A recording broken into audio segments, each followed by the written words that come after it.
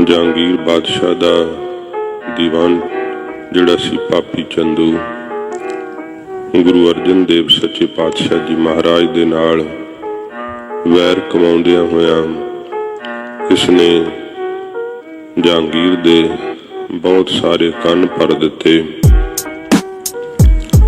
ਸੱਚੇ ਪਾਤਸ਼ਾਹ ਜੀ ਮਹਾਰਾਜ ਨੇ ਸੰਗਤ ਦਾ ਜੋ ਭੇਜਿਆ ਹੋਇਆ ਪੱਤਰ ਸੀ, ਕਿਉਂਕਿ ਇਸਨੇ ਹੰਕਾਰ ਨਾਲ ਕਿਹਾ ਸੀ ਕਿ ਤੁਸੀਂ ਚੁਬਾਰੇ ਦੀ ਇੱਟ ਮੋਰੀ ਨੂੰ ਲਾ ਦਿੱਤੀ ਹੈ। ਇਹ ਗੱਲ ਦਿੱਲੀ ਦੀ ਸਿੱਖ ਸੰਗਤ ਨੂੰ ਚੰਗੀ ਨਹੀਂ ਲੱਗੀ ਕਿ ਗੁਰੂ ਨਾਨਕ ਸਾਹਿਬ ਜੀ ਦੇ ਘਰ ਨੂੰ ਮੋਰੀ ਦੱਸਦਾ ਤੇ ਆਪਣੇ ਆਪ ਨੂੰ ਚੁਬਾਰਾ ਦੱਸਦਾ। ਬਾਦਸ਼ਾਹ ਦਾ ਦੀਵਾਨ ਹੋਣੇ ਕਰਕੇ ਸੰਗਤਾਂ ਦੇ ਮਨ ਵਿੱਚ ਰੋਸ ਸੀ। ਗੁਰੂ ਘਰ ਦੀ ਲਹਾਈ ਸੰਗਤਾਂ ਨੇ ਬਰਦਾਸ਼ਤ ਨਾ ਕੀਤੀ ਤੇ ਸਤਿਗੁਰੂ ਜੀ ਕੋਲ ਪੱਤਰ ਲਿਖਿਆ। ਮਹਾਰਾਜ ਨੂੰ ਜਦੋਂ ਪੱਤਰ ਮਿਲਦਾ ਹੈ, ਕਿਉਂਕਿ ਸਤਿਗੁਰਾਂ ਦਾ ਸ਼ਹੀਦੀ ਪੁਰਬ ਵੀ ਆਵੇਗਾ, ਮਹਾਰਾਜ ਸੱਚੇ ਪਾਤਸ਼ਾਹ ਜੀ ਨੇ ਤੇ ਸਮੇਂ ਸੰਗਤ ਦੀ ਆਈ ਹੋਈ ਬੇਨਤੀ ਨੂੰ ਉਸੇ ਵਕਤ ਪ੍ਰਵਾਨ ਕੀਤਾ। ਕਿਹਾ ਸੀ ਸੰਗਤ ਨੇ, ਮਹਾਰਾਜ ਇਹ ਹੰਕਾਰੀ ਹੈ, ਆਪਣੇ ਆਪ ਨੂੰ ਚਵਾਰਾ ਦੱਸਦਾ ਤੇ ਮਹਾਰਾਜ ਆਪ ਜੀ ਦੇ ਘਰ ਨੂੰ ਮੋਰੀ ਦੀ ਨਿਆਈ ਦੱਸਦਾ। ਸੱਚੇ ਪਾਤਸ਼ਾਹ ਜੀ ਮਹਾਰਾਜ ਦੇ ਤੇ ਸਮੇਂ ਇਹਦਾ ਰਿਸ਼ਤਾ ਸੰਗਤ ਦੇ ਬੇਨਤੀ ਕਰਨ ਤੋਂ ਮਹਾਰਾਜ ਜੀ ਨੇ ਮੋੜ ਦਿੱਤਾ ਸੀ ਤੇ ਇਸਨੇ ਇਸ ਗੱਲ ਤੋਂ ਖਾਰ ਖਾ ਕੇ ਜਹਾਂਗੀਰ ਦੇ ਕੋਲ ਬਹੁਤ ਸਾਰੀਆਂ ਚੁਗਲੀਆਂ ਕੀਤੀਆਂ।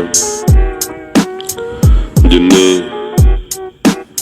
ਦੀਵਾਨ ਚੰਦੂ ਨੇ ਵਜ਼ੀਰ ਸਨ, ਉਹ ਸਾਰੇ ਖਰੀਦ ਲਏ ਸੀ। ਕਚਹਿਰੀ ਦੇ ਅੰਦਰ ਜਹਾਂਗੀਰ ਦੀ ਸਭਾ ਵਿੱਚ ਬੈਠਣ ਵਾਲੇ ਕੁਝ ਵਜ਼ੀਰ ਤਾਂ ਇਹਨੇ ਪੈਸੇ ਦੇ ਕਰਕੇ ਆਪਣੇ ਅਧੀਨ ਕਰ ਲਏ ਸੀ, ਕੁਛ ਨੂੰ ਆਪਣੇ ਅਹੁਦੇ ਦਾ ਪ੍ਰਭਾਵ ਦਿਖਾ ਕੇ ਆਪਣੇ ਅਧੀਨ ਕਰ ਲਿਆ ਸੀ। ਇਸ ਕਰਕੇ ਜਦੋਂ ਵੀ ਇਹ ਜੋ ਕੁਝ ਚਾਹੁੰਦਾ ਉਸੇ ਤਰ੍ਹਾਂ ਦੀ ਹੀ ਵਾਰਤਾ ਜਹਾਂਗੀਰ ਦੀ ਸਭਾ ਵਿੱਚ ਚੱਲਦੀ। ਇੱਕੋ ਇੱਕ ਵਜ਼ੀਰ ਖਾਂ ਸੀ ਜਿਹਦਾ ਸਤਿਗੁਰੂ ਜੀ ਦੇ ਦਰ ਘਰ ਦੇ ਉੱਪਰ ਬੜਾ ਅਕੀਦਾ ਸੀ। ਮਹਾਰਾਜ ਜੀ ਨੇ ਇਸ ਦਾ ਜਲੋਦਰ ਦਾ ਰੋਗ ਦੂਰ ਕੀਤਾ ਸੀ। ਰੋਜ਼ ਸੁਖਮਨੀ ਸਾਹਿਬ ਦਾ ਪਾਠ ਕਰਨ ਵਾਲਾ ਇਹ ਵਜ਼ੀਰ ਖਾਂ ਜਦੋਂ ਕਿਤੇ ਜਹਾਂਗੀਰ ਪੁੱਛਦਾ ਤੇ ਜ਼ਰੂਰ ਇਹ ਵਜ਼ੀਰ ਖਾਂ ਕਿਹਾ ਕਰਦਾ ਕਿ ਬਾਦਸ਼ਾਹ, ਜਿਸ ਘਰ ਦੇ ਅੱਗੇ ਹੱਥ ਜੋੜਨੇ ਚਾਹੀਦੇ ਆ ਉੱਥੇ ਕਦੇ ਹੱਥ ਉਠਾਉਣਾ ਨਹੀਂ ਚਾਹੀਦਾ। ਗੁਰੂ ਨਾਨਕ ਸਾਹਿਬ ਦਾ ਘਰ ਸਦਾ ਬਖਸ਼ਿਸ਼ ਰਹਿਮਤ ਕਰਦਾ। ਜਿਹੜਾ ਇਸ ਘਰ ਨਾਲ ਮੱਥਾ ਲਾਉਂਦਾ ਉਹਦਾ ਸਰਵਨਾਸ਼ ਹੋ ਜਾਂਦਾ। ਉਹ ਕਦੇ ਸਲਾਮਤ ਨਹੀਂ ਰਹਿ ਸਕਦਾ, ਕਿਉਂਕਿ ਇਹ ਆਪ ਅੱਲਾ ਦਾ ਘਰ ਹੈ।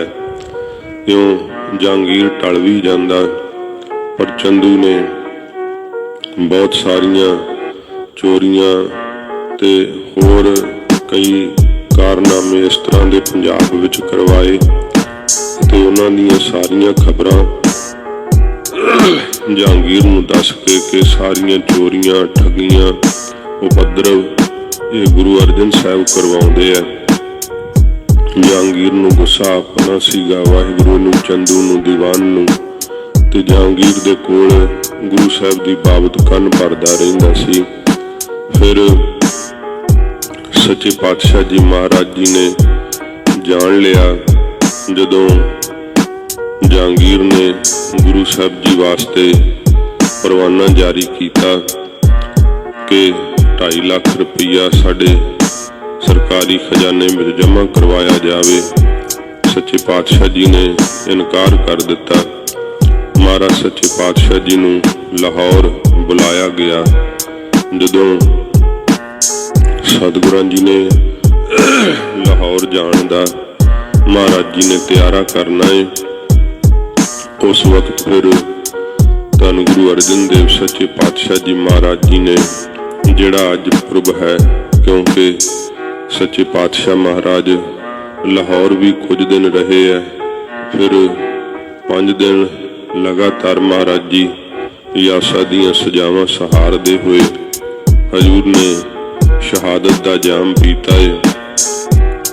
ਸੱਚੇ ਪਾਤਸ਼ਾਹ ਜਦੋਂ ਅੰਮ੍ਰਿਤਸਰ ਸਾਹਿਬ ਤੋਂ ਮਹਾਰਾਜ ਜੀ ਨੇ ਲਾਹੌਰ ਦੇ ਚੱਲਣ ਦਾ ਤਿਆਰਾ ਕੀਤਾ ਤੇ ਗੁਰੂ ਹਰਗੋਬਿੰਦ ਸਾਹਿਬ ਜੀ ਮਹਾਰਾਜ ਨੂੰ ਗੁਰਿਆਈ ਬਖਸ਼ਣ ਲੱਗੇ, ਉਹ ਅੱਜ ਦਾ ਦਿਨ ਹੈ। ਸੱਚੇ ਪਾਤਸ਼ਾਹ ਧੰਨ ਗੁਰੂ ਅਰਜਨ ਸਾਹਿਬ ਜੀ ਮਹਾਰਾਜ ਨੇ ਬਾਬਾ ਬੁੱਢਾ ਸਾਹਿਬ ਜੀ ਨੂੰ ਆਗਿਆ ਕੀਤੀ ਕਿ ਅਸੀਂ ਆਪਣੇ ਸਾਹਿਬਜ਼ਾਦੇ ਨੂੰ ਗੁਰਿਆਈ ਦੀ ਰਸਮ ਕਰਨੀ ਹੈ। ਇਹ ਸ਼੍ਰੀ ਗੁਰਪ੍ਰਤਾਪ ਸੂਰਜ ਗ੍ਰੰਥ ਦੇ ਅੰਦਰ ਵਿਸ਼ੇਸ਼ ਕਰਕੇ ਕਵਿਰਾਜ ਨੇ ਜ਼ਿਕਰ ਕੀਤਾ ਹੈ। ਮਹਾਰਾਜ ਜੀ ਨੇ ਇਹ ਰਸਮ ਉਸ ਵੇਲੇ ਭਾਵੇਂ ਗੁਪਤ ਤੌਰ ਤੇ ਕੀਤੀ ਸੀ, ਕੁਝ 94 ਸਿੱਖ ਹੀ ਮਹਾਰਾਜ ਸਾਹਿਬ ਜੀ ਨੇ ਉਸ ਸਮੇਂ ਕੋਲ ਠਹਿਰਾਏ ਸੀ ਅਤੇ ਇਹ ਵੀ ਆਗਿਆ ਕੀਤੀ ਸੀ ਕਿ ਸਾਡੇ ਤੋਂ ਬਾਅਦ ਰਸਮੀ ਤੌਰ ਤੇ ਸੰਗਤ ਵਿੱਚ ਇਹ ਸਾਰੀ ਮਰਿਆਦਾ ਨਿਭਾਉਣੀ। ਜਦੋਂ ਸਤਿਗੁਰੂ ਜੀ ਨੇ ਆਗਿਆ ਕੀਤੀ ਬਾਬਾ ਬੁੱਢਾ ਸਾਹਿਬ ਜੀ ਨੂੰ ਕਿ ਅਸੀਂ ਗੁਰਿਆਈ ਦੀ ਰਸਮ ਕਰਨੀ ਹੈ ਤੇ ਸਾਰੀ ਸਮੱਗਰੀ ਜਿਹੜੀ ਉਹ ਲਿਆਂਦੀ ਜਾਵੇ, ਕੜਾਹ ਪ੍ਰਸ਼ਾਦ ਦੀ ਦੇਗ ਤਿਆਰ ਕੀਤੀ ਜਾਵੇ। ਸਤਿਗੁਰੂ ਜੀ ਨੇ ਜਦੋਂ ਇਹ ਬਚਨ ਕੀਤੇ ਤੇ ਬਾਬਾ ਬੁੱਢਾ ਸਾਹਿਬ ਜੀ ਨੇ ਹੱਥ ਜੋੜ ਕੇ ਬੇਨਤੀ ਕੀਤੀ, ਮਹਾਰਾਜ ਸਤਿਗੁਰੂ ਜੀ ਇਹ ਰਸਮ ਉਦੋਂ ਕਰਦੇ ਜਦੋਂ ਆਪ ਜੋਤੀ ਜੋਤ ਸਮਾਉਣਾ ਹੁੰਦਾ। ਮਹਾਰਾਜ ਆਪ ਤਾਂ ਅਜੇ ਸਿੱਖ ਸੰਗਤਾਂ ਦੀ ਕਲਿਆਣ ਕਰੋ ਗਰੀਬ ਨਵਾਜ, ਇਹ ਰਸਮ ਆਪ ਪਹਿਲਾਂ ਕਿਆ ਕਰਨਾ ਚਾਹੁੰਦੇ ਹੋ। ਤੇ ਸਤਿਗੁਰਾਂ ਜੀ ਨੇ ਵਾਕ ਕਹੇ ਸੀ, ਬਾਬਾ ਬੁੱਢਾ ਸਾਹਿਬ ਆਪ ਭਲੀ ਭਾਂਤ ਸਭ ਕੁਝ ਜਾਣਦੇ ਹੋ। ਇਸ ਤਰ੍ਹਾਂ ਜਦੋਂ ਸਤਿਗੁਰਾਂ ਜੀ ਨੇ ਵਾਕ ਕਹੇ ਫਿਰ ਕੋਈ ਪ੍ਰਸ਼ਨ ਬਾਬਾ ਬੁੱਢਾ ਸਾਹਿਬ ਨਹੀਂ ਕਿਹਾ। ਸਤਿਗੁਰਾਂ ਜੀ ਦੀ ਆਗਿਆ ਵਿੱਚ ਦੇਗ ਤਿਆਰ ਹੋਈ, ਸਾਰੀ ਸਮੱਗਰੀ ਲਿਆਂਦੀ ਗਈ।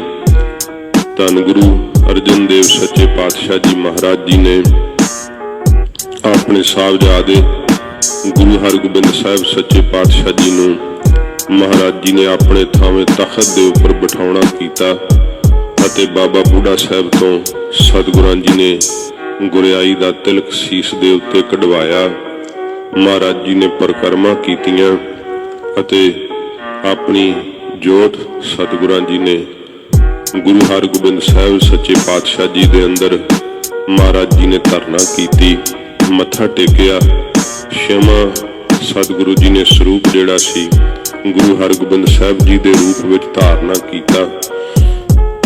ਇਹ ਜਦੋਂ ਸੱਚੇ ਪਾਤਸ਼ਾਹ ਮਹਾਰਾਜ ਰਸਮ ਕਰ ਦਿੱਤੀ ਤਾਂ ਗੁਰੂ ਹਰਗੋਬਿੰਦ ਸਾਹਿਬ ਸੱਚੇ ਪਾਤਸ਼ਾਹ ਮਹਾਰਾਜ ਦੀ ਬਾਬਤ ਜਿਹੜੇ ਉਸ ਸਮੇਂ ਸਿੱਖ ਕੋਲ ਸਨ, ਉਹ ਸੱਚੇ ਪਾਤਸ਼ਾਹ ਜੀ ਮਹਾਰਾਜ ਦੀ ਆਗਿਆ ਮੁਤਾਬਕ ਕਿ ਜਦੋਂ ਸਾਡੀ ਸ਼ਹਾਦਤ ਹੋਵੇ ਉਦੋਂ ਤੁਸੀਂ ਇਸ ਗੱਲ ਨੂੰ ਜ਼ਾਹਰ ਕਰਨਾ ਹੈ। ਇਹ ਮਹਾਰਾਜ ਜੀ ਨੇ ਪਹਿਲਾਂ ਹੀ ਸਤਿਗੁਰਾਂ ਜੀ ਨੇ ਸਾਰੇ ਬਚਨ ਕਹਿ ਦਿੱਤੇ। ਜਦੋਂ ਸਤਿਗੁਰੂ ਜੀ ਨੇ ਫਿਰ ਤਿਆਰਾ ਕੀਤਾ ਹੈ ਲਾਹੌਰ ਦੇ ਜਾਣ ਵਾਸਤੇ, ਇਹ ਮਹਾਰਾਜ ਜੀ ਦਾ ਜਦੋਂ ਸ਼ਹੀਦੀ ਪੁਰਬ ਆਵੇਗਾ ਉਸ ਦਿਨ ਆਪਾਂ ਸਰਵਣ ਕਰਾਂਗੇ। ਸਤਿਗੁਰੂ ਜੀ ਜਿਵੇਂ ਫਿਰ ਲਾਹੌਰ ਦੇ ਅੰਦਰ ਮਹਾਰਾਜ ਜੀ ਸ਼ਹਾਦਤ ਦਾ ਜਾਮ ਪੀਂਦੇ ਆ, ਇਹ ਸਾਰਾ ਇਤਿਹਾਸ ਮਹਾਰਾਜ ਜੀ ਦੇ ਸ਼ਹੀਦੀ ਪੁਰਬ ਤੇ ਆਪਾਂ ਸਰਵਣ ਕਰਾਂਗੇ। ਜਦੋਂ ਸਤਿਗੁਰੂ ਜੀ ਦਾ ਸ਼ਹੀਦੀ ਦਾ ਸੰਦੇਸ਼ ਪੰਜੇ ਸਿੱਖ ਲੈ ਕੇ ਅੰਮ੍ਰਿਤਸਰ ਸਾਹਿਬ ਆਏ ਸੀਗੇ, ਮਹਾਰਾਜ ਇਤਿਹਾਸ ਜ਼ਿਕਰ ਕਰਦਾ ਉਦੋਂ 68 ਘਾਟ ਦੇ ਉੱਤੇ ਮਹਾਰਾਜ ਜੀ ਜਿੱਥੇ ਬੈਠ ਕੇ ਜਿਸ ਸੰਗਮਰਮਰ ਦਾ ਜਿੱਥੇ ਚਬੂਤਰਾ ਬਣਿਆ, ਪਾਲਕੀ ਸਾਹਿਬ ਬਣੀ ਹੈ, ਇੱਥੇ ਗੁਰੂ ਅਰਜਨ ਦੇਵ ਸੱਚੇ ਪਾਤਸ਼ਾਹ ਜੀ ਮਹਾਰਾਜ ਬੈਠ ਕੇ ਹਜ਼ੂਰ ਸੇਵਾ ਕਰਾਇਆ ਕਰਦੇ ਸੀ। ਮਹਾਰਾਜ ਆਪ ਉੱਥੇ ਸਜੇ ਹੋਏ ਹੈ ਤੇ ਸੰਗਤਾਂ ਹੰਸਵਾਇਆ ਕੋਲ ਬੈਠੀਆਂ। ਉਸ ਸਮੇਂ ਪੰਜਾਂ ਸਿੱਖਾਂ ਨੇ ਆ ਕੇ ਸਤਿਗੁਰੂ ਜੀ ਦੇ ਕੋਲ ਧੰਨ ਗੁਰੂ ਅਰਜਨ ਸਾਹਿਬ ਜੀ ਮਹਾਰਾਜ ਦੀ ਸ਼ਹਾਦਤ ਦੀ ਖਬਰ ਸੁਣਾਈ ਸੀ। ਸੱਚੇ ਪਾਤਸ਼ਾਹ ਜੀ ਮਹਾਰਾਜ ਸੁਣ ਕਰਕੇ ਗਰੀਬ ਨਵਾਜ ਜੀ ਗੰਭੀਰ ਹੋਏ ਤੇ ਘਰ ਵਿੱਚ ਵੀ ਇਸ ਖਬਰ ਦਾ ਪਤਾ ਲੱਗਾ। ਸਤਿਗੁਰਾਂ ਜੀ ਨੇ ਬਾਬਾ ਬੁੱਢਾ ਸਾਹਿਬ ਜੀ ਨੂੰ ਆਗਿਆ ਕੀਤੀ ਕਿ ਕਿਸੇ ਨੂੰ ਨਹੀਂ ਬੈਰਾਗ ਕਰਨ ਤੋਂ ਤੁਸੀਂ ਆਪ ਕਿਰਪਾ ਕਰਕੇ ਗੁਰੂ ਨਾਨਕ ਸਾਹਿਬ ਦੀ ਸਿੱਖੀ ਦਾ ਸਿਧਾਂਤ ਦੱਸ ਕੇ ਤੇ ਬੈਰਾਗ ਕਰਨ ਤੋਂ ਹਟਾਓ। ਬਾਬਾ ਬੁੱਢਾ ਸਾਹਿਬ ਜੀ ਨੇ ਸਭ ਨੂੰ ਸਿੱਖਿਆ ਦ੍ਰਿੜਾਈ। ਸੰਸਾਰ ਦੀ ਗਤਾਗਤੀ ਗੁਰੂ ਮਹਾਰਾਜ ਨੇ ਜਿਵੇਂ ਆਪਣੀ ਬਾਣੀ ਵਿੱਚ ਦੱਸੀ ਹੈ, ਆਪ ਬਾਬਾ ਬੁੱਢਾ ਸਾਹਿਬ ਨੇ ਉਸ ਉਪਦੇਸ਼ ਨੂੰ ਘਰ ਵਿੱਚ ਜਿਹੜਾ ਸੀ ਉਹ ਦ੍ਰਿੜ ਕਰਵਾਇਆ। ਫਿਰ ਮਹਾਰਾਜ ਜੀ ਦਾ ਜਿਹੜਾ ਗੁਰਿਆਈ ਦਾ ਜੋ ਆਪਾਂ ਦਿਹਾੜਾ ਮਨਾ ਰਹੇ ਹਾਂ, ਇਹ ਸਤਿਗੁਰਾਂ ਦੀ ਸ਼ਹਾਦਤ ਤੋਂ ਬਾਅਦ ਫਿਰ ਜੋ ਰਸਮੀ ਤੌਰ ਤੇ ਸੱਚੇ ਪਾਤਸ਼ਾਹ ਮਹਾਰਾਜ ਇਹ ਸਾਰੀ ਭਾਵੇਂ ਗਰੀਬ ਨਵਾਜ ਜੀ ਮਰਿਆਦਾ ਨਿਭਾ ਗਏ ਸੀਗੇ, ਪਰ ਆਗਿਆ ਕੀਤੀ ਸੀ ਕਿ ਜਦੋਂ ਸਾਡੇ ਸ਼ਹੀਦ ਹੋਣ ਦੀ ਖਬਰ ਮਿਲੇ ਉਦੋਂ ਫਿਰ ਵੱਡਾ ਇਕੱਠ ਕਰਕੇ ਸੰਗਤਾਂ ਦੇ ਅੰਦਰ ਪ੍ਰਤੱਖ ਰੂਪ ਵਿੱਚ ਸਾਡੇ ਸਾਹਿਬਜ਼ਾਦੇ ਨੂੰ ਇਹ ਰਸਮ ਕਰ ਦੇਣੀ।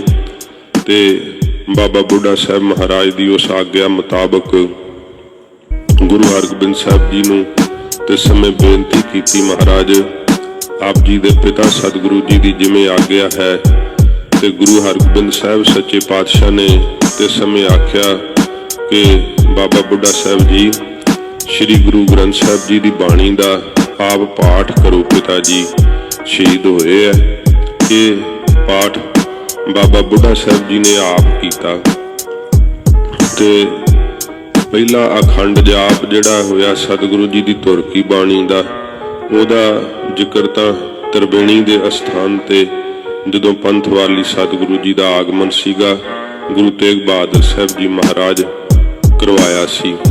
ਤੇ ਇਹ ਜਿਵੇਂ ਗੁਰਸਿੱਖ ਮਹਾਰਾਜ ਸੱਚੇ ਪਾਤਸ਼ਾਹ ਜੀ ਦੇ ਸਹਿਜ ਪਾਠ ਕਰਦੇ ਆ ਪਵਿੱਤਰ ਬਾਣੀ ਦਾ, ਇਸ ਤਰ੍ਹਾਂ ਬਾਬਾ ਬੁੱਢਾ ਸਾਹਿਬ ਜੀ ਨੇ ਮਹਾਰਾਜ ਸੱਚੇ ਪਾਤਸ਼ਾਹ ਜੀ ਦੀ ਸ਼ਹਾਦਤ ਤੇ ਸਤਿਗੁਰਾਂ ਜੀ ਨੇ ਬਾਣੀ ਦਾ ਪਾਠ ਕੀਤਾ ਅਤੇ ਜਿਸ ਦਿਨ ਸੰਪੂਰਨਤਾ ਹੋਈ ਗੁਰੂ ਹਰਗੋਬਿੰਦ ਸਾਹਿਬ ਸੱਚੇ ਪਾਤਸ਼ਾਹ ਮਹਾਰਾਜ ਨੇ ਬਹੁਤ ਰੇਸ਼ਮੀ ਦੁਸ਼ਾਲਾ ਹੋਰ ਕੀਮਤੀ ਵਸਤਾਂ ਬਾਬਾ ਬੁੱਢਾ ਸਾਹਿਬ ਨੂੰ ਸਿਰੋਪਾਓ ਵਜੋਂ ਭੇਟ ਕਰਨ ਲੱਗੇ ਜਦੋਂ, ਤੇ ਬਾਬਾ ਬੁੱਢਾ ਸਾਹਿਬ ਨੇ ਆਖਿਆ, ਮਹਾਰਾਜ ਮੈਂ ਤਾਂ ਆਪ ਜੀ ਦੇ ਘਰ ਦਾ ਕੂਕਰ ਹਾਂ, ਸੇਵਾਦਾਰ ਹਾਂ, ਸੇਵਾਦਾਰ ਦਾ ਐਡਾ ਵੱਡਾ ਆਪ ਜੀ ਮਾਣ ਕਰ ਰਹੇ ਹੋ।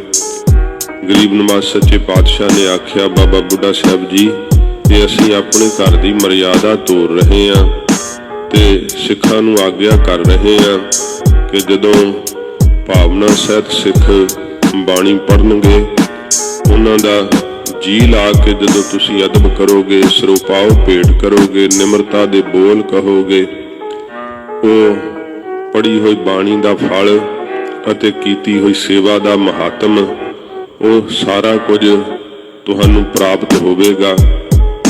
ਇਹ ਫਿਰ ਸਤਿਗੁਰਾਂ ਜੀ ਨੇ ਸੁੰਦਰ ਦੁਸ਼ਾਲਾ ਬਹੁਤ ਕੀਮਤੀ ਵਸਤਾਂ ਬਾਬਾ ਬੁੱਢਾ ਸਾਹਿਬ ਨੂੰ ਭੇਟ ਕੀਤੀਆਂ। ਗੁਰੂ ਸਾਹਿਬ ਦੇ ਕੋਲੋਂ ਬਾਬਾ ਬੁੱਢਾ ਸਾਹਿਬ ਨੇ ਵਸਤਾਂ ਪ੍ਰਾਪਤ ਕੀਤੀਆਂ।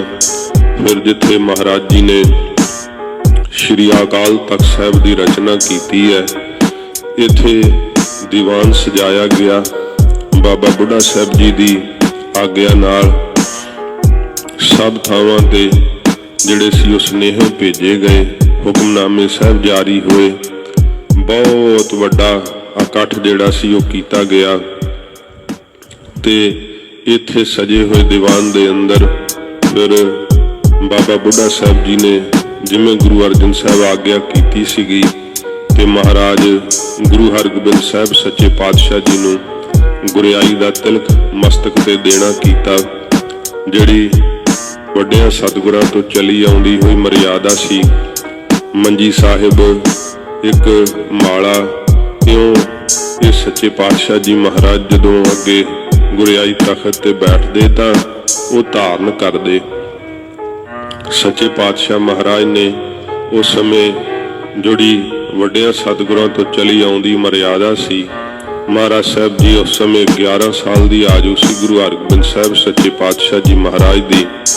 तो सतगुरां जी ने उस समय तखत तो उठ के ते उस मंजी साहब जी नूं अते माला नूं सतगुरु पातशाह जी महाराज ने नमस्कार कीती अते सच्चे पातशाह जी महाराज ने कहा कि बाबा बुढ़ा साहब जी ये हुण तोशे खाने में सतगुरां जी दीयां पवित्र बख्शिशां जान के जमा कर दिओ।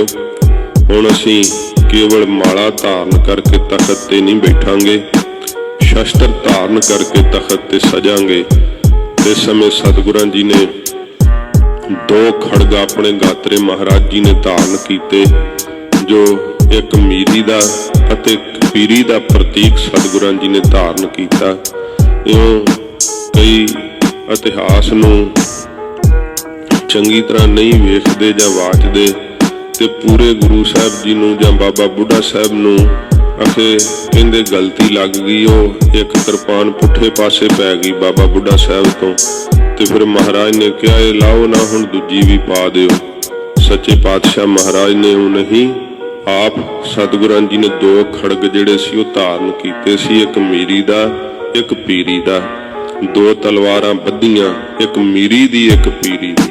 ये सच्चे पातशाह जी महाराज ने जदों ये सारी रस्म हुई है, बाबा बुढ़ा साहब ने आप जी दे मस्तक दे उत्ते तिलक लाया है ते फिर सतगुरु जी शाही कलगी तोड़ा पहन के महाराज तखत ते बैठे है सच्चे पातशाह। ते गरीब नवाज सच्चे पातशाह जी नूं जदों ये सारी रस्म हो गई ते सतगुरां जी ने फिर जिहड़े 5 सिख लाहौरों आके जिन्हां खबर सुनाई सी, बाबा विधि चंद जी, भाई जेठा, भाई लंगा, भाई पैड़ा, इउं भाई पुराणा, ये सिख सीगे उस समय। ते सच्चे पातशाह जी महाराज ने भाई पुराणे नूं संबोधन हो के महाराज जी ने आख्या, भाई पुराणा जिवें पिता सतगुरु जी की शहादत हुई सीगी, तुसां जो कुछ उस समय अखां नाल वेखिया वो संगत विच बयान करो। जदों महाराज तखत ते बैठे है, जिस दिन महाराज गुरियाई तखत ते विराजमान होए है, सतगुरां जी दा अज गुरता गद्दी ते बैठण दा दिन है। महाराज गुरु हरगोबिंद साहब सच्चे पातशाह जी जदों ये आग्या कीती ते फिर भाई पुराणा जी उठ के गुरु अर्जन देव सच्चे पातशाह महाराज जिवें शहीद होए, जो कुछ पापी चंदू ने कह रटाया वो सारा कुछ भाई पुराणा जी बयान करन लगे। गुरु हरगोबिंद साहब सच्चे पातशाह महाराज आई हुई संगत दे वल तक रहे सी। गुरु अर्जन देव सच्चे पातशाह महाराज दा शहीद होना, इन्नी ज्यादा जालम ढंग नाल सतगुरां जी नूं शहीद करना, ते सतगुरु पातशाह महाराज सिखां दे इष्ट देव हन। सुभाविक सी कि सिखां दे मन उस समय भयभीत हो गए सी, ते क्योंकि महाराज सच्चे पातशाह जी ने फिर जे ये उद्यम ना महाराज कर दे, ये बख्शिश ना कर दे, ते शायद जालमां दे उस डर दे साए थले ही सारा कुछ रहिंदा। सच्चे पातशाह महाराज जालमां दे डर दे साए थलों अपनी सिੱਖੀ नूं महाराज ने बाहर कढ़िया, आजाद करना सी सच्चे पातशाह महाराज ने। तां करके सिखां दे सहमे हुए चेहरिਆਂ ਵੱਲ महाराज वेख रहे सी ते गरीब नवाज सतगुरां जी दे हजूर भाई पुराणा जी जदों सतगुरां दी शहादत नूं बयान करदे हुए जो ये सारी विथया भाई पुराणा जी ने सतगुरां दे हजूर कही, जदों महाराज सच्चे पातशाह जी दी शहादत नूं दसदियां होया भाई पुराणा जी ये वाक कह रहे सी कि सतगुरु जी दे सहारे शरीर ते फलूहे बन गए। जालम इस पापी ने महाराज दे शीश ते अंगियारां वर्गा रेता पाया, सतगुरु जी नूं तत्ती तवी ते बिठाया, महाराज दीयां पिंजड़ियां वालियां हड्डियां नज़र आउण लग पईयां। ਇਉਂ ਜਦੋਂ ਭਾਈ ਪੁਰਾਣੇ ਨੇ ਆਖਿਆ ਤੇ ਕਵੀ ਭਾਈ ਸੰਤੋਖ ਸਿੰਘ ਜੀ ਨੇ ਸ਼੍ਰੀ ਗੁਰਪ੍ਰਤਾਪ ਸੂਰਜ ਗ੍ਰੰਥ ਦੇ ਅੰਦਰ ਲਿਖਿਆ ਹੈ ਕਿ ਮਹਾਰਾਜ ਸੱਚੇ ਪਾਤਸ਼ਾਹ ਜੀ ਦੇ ਜੋਸ਼ ਨਾਲ ਡੌਲੇ ਫੜਕਣ ਲੱਗ ਪਏ। ਸੱਚੇ ਪਾਤਸ਼ਾਹ ਜੀ ਮਹਾਰਾਜ ਦੇ ਪ੍ਰਵੱਟੇ ਕਮਾਨ ਵਾਂਗ ਚੜ ਗਏ ਤੇ ਬੱਦਲ ਦੀ ਤਰ੍ਹਾਂ ਗਰਜਵੀਂ ਆਵਾਜ਼ ਵਿੱਚ ਸੱਚੇ ਪਾਤਸ਼ਾਹ ਮਹਾਰਾਜ ਉਸ ਸਮੇਂ ਭਰੇ ਦੀਵਾਨ ਵਿੱਚ ਬੋਲੇ ਮਹਾਰਾਜ, ਤੇ ਸਤਿਗੁਰੂ ਜੀ ਤਖਤ ਤੋਂ ਉੱਠ ਗਏ। ਦੋਵੇਂ ਭੁਜਾਵਾਂ ਮਹਾਰਾਜ ਨੇ ਉੱਪਰ ਕੀਤੀਆਂ। ਸਿੱਖਾਂ ਦਾ ਡਰ ਤੇ ਸਹਿਮ ਨਾਸ਼ ਕਰਨ ਲਈ ਮਹਾਰਾਜ ਨੇ ਫਿਰ ਉਸ ਗੰਭੀਰ ਧੁਨੀ ਵਿੱਚ ਕਿਹਾ, ਜਿਸ ਜ਼ਾਲਮ ਨੇ ਸਾਡੇ ਪਿਤਾ ਸਤਿਗੁਰੂ ਨੂੰ ਸ਼ਹੀਦ ਕੀਤਾ ਹੈ। ਮਹਾਰਾਜ ਸੱਚੇ ਪਾਤਸ਼ਾਹ ਜੀ ਨੇ ਵਿਸ਼ੇਸ਼ ਕਰਕੇ ਜੋ ਬਚਨ ਕਹੇ ਕਵੀ ਰਾਜ ਨੇ ਉੱਥੇ ਅੰਕਿਤ ਕੀਤੇ ਹੈ ਕਿ ਵੇਸਵਾ ਜਾਮੀ ਚੋਰ ਯਾਰ ਠੱਗ ਕਿਤੇ ਆਦਿਕ ਕਰਮ ਕਰਨ ਤੋਂ ਜਿਹੜੇ ਪਾਪ ਕਰਨ ਤੋਂ ਸਜ਼ਾ ਲੱਗਦੀ ਹੈ, ਉਹ ਸਾਰੀ ਸਜ਼ਾ ਸਾਨੂੰ ਮਿਲੇ ਜੇ ਅਸੀਂ ਆਪਣੇ ਪਿਤਾ ਸਤਿਗੁਰੂ ਦੀ ਸ਼ਹਾਦਤ ਦਾ ਬਦਲਾ ਨਾ ਲਈਏ। ਤਾਂ ਸਤਿਗੁਰੂ ਜੀ ਨੇ ਬਹੁਤ ਗੰਭੀਰ ਧੁਨੀ ਵਿੱਚ ਇਹ ਆਵਾਜ਼ ਦੇ ਕੇ ਗਰਜਵੀਂ ਆਵਾਜ਼ ਵਿੱਚ ਮਹਾਰਾਜ ਜੀ ਨੇ ਸ਼ਬਦ ਕਹੇ, ਉਸ ਪਾਪੀ ਦੀ ਨੱਕ ਵਿੱਚ ਨਕੇਲ ਪਾਵਾਂਗੇ। ਇਹ ਸੱਚੇ ਪਾਤਸ਼ਾਹ ਦੇ ਬਚਨ ਕਹਿਣ ਤੋਂ ਸਿੱਖਾਂ ਦੇ ਅੰਦਰ ਤੇ ਸਮੇਂ ਜਿਹੜਾ ਡਰ ਤੇ ਸਹਿਮ ਸੀ, ਮਹਾਰਾਜ ਸੱਚੇ ਪਾਤਸ਼ਾਹ ਦੇ ਬਚਨ ਕਹਿਣ ਤੋਂ ਨਾਸ਼ ਹੋਇਆ। ਸਿੱਖਾਂ ਦੇ ਅੰਦਰ ਇੱਕ ਆਸ ਦੀ ਕਿਰਨ ਪੈਦਾ ਕਰ ਦਿੱਤੀ ਮਹਾਰਾਜ ਜੀ ਨੇ। ਜਿਹੜੇ ਕਾਇਰ ਸੀ ਉਹ ਡਰ ਗਏ, ਭਾਵੇਂ ਕਿ ਮਾਤਾ ਗੰਗਾ ਜੀ ਨੂੰ ਵੀ ਜਾ ਕਰਕੇ ਮਸੰਦਾ ਨੇ ਕਿਹਾ ਸੀ ਕਿ ਮਹਾਰਾਜ ਦੀ ਉਮਰ ਅਜੇ ਛੋਟੀ ਹੈ, ਜਵਾਨੀ ਦੀ ਅਵਸਥਾ ਹੈ, ਜੋਸ਼ ਵਿੱਚ ਇਹ ਕਹਿ ਦਿੱਤਾ ਹੈ ਤੇ ਇਥੋਂ ਦੇ ਸੂਈਏ ਗੁਪਤਚਰ ਬਾਦਸ਼ਾਹ ਕੋਲ ਦੀਵਾਨ ਚੰਦੂ ਕੋਲ ਸਾਰੀਆਂ ਖਬਰਾਂ ਪਹੁੰਚਾਉਣਗੇ।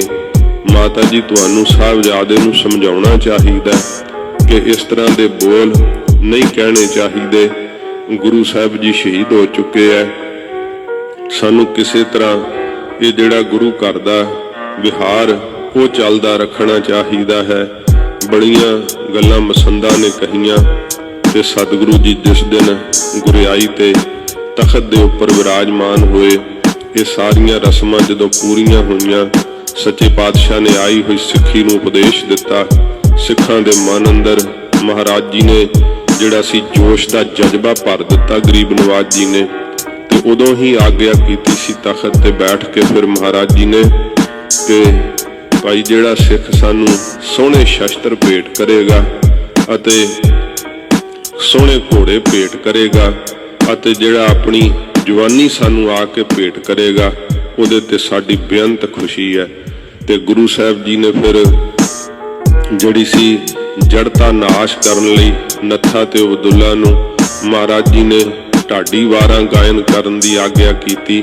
ਸਤਿਗੁਰੂ ਜੀ ਤਖਤ ਸਜਾ ਕੇ ਜਦੋਂ ਬੈਠਦੇ ਮਹਾਰਾਜ ਦੇ ਹਜ਼ੂਰ, ਉਹ ਵਾਰਾਂ ਦਾ ਗਾਇਨ ਹੁੰਦਾ ਜਿਹਨੂੰ ਸੁਣ ਸੁਣ ਕੇ ਸੂਰਮਿਆਂ ਦੇ ਅੰਦਰ ਫਿਰ ਵੀਰ ਰਸ ਅੰਗੜਾਈਆਂ ਲੈਂਦਾ।